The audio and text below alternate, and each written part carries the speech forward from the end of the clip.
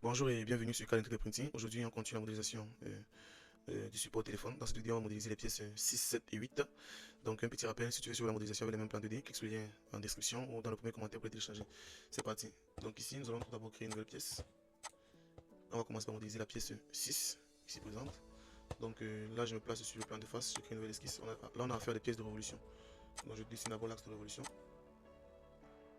Voilà. Ensuite, je dessine le contour.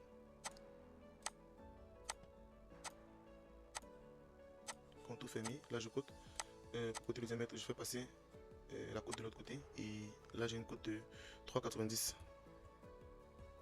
Voilà. Et ici, la côte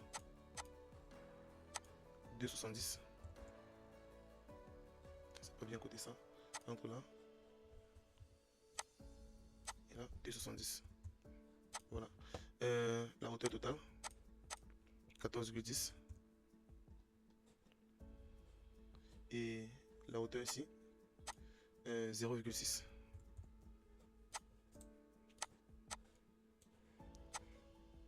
Donc voilà pour cette pièce. J'ai juste à faire bossage basse révolution. J'enregistre, je valide, voilà. Et j'enregistre la pièce. Donc là c'est la pièce 6. Enregistrée. Donc voici pour cette pièce. Je crée une nouvelle pièce. Et là on va modéliser la pièce 7. Du coup pour la pièce 7, je me replace sur le plan de face, je crée une nouvelle esquisse, je dessine mon axe de révolution. Et là je fais le contour, c'est un rectangle. La hauteur c'est 20 mm. Voilà, et le diamètre, on est sur 7,49. Voilà, bossage basse révolution. Je valide et là je prends la fonction chanfrein. Je mets 0,62 comme valeur du chanfrein, je sélectionne ces deux contours. Je valide. Voilà. Du coup je peux enregistrer cette pièce. 7. Enregistrer. Dès que c'est fait, je ferme dans la pièce. Et je crée une nouvelle pièce. Esquisse sur le plan de face, l'axe de révolution.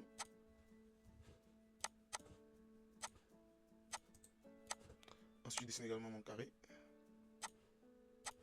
À la hauteur, c'est 20 mm toujours. Par contre, le diamètre n'est pas pareil. 19,64. Voilà. Et là, je peux utiliser chanfrein là, chanfrein d'esquisse, 1 mm.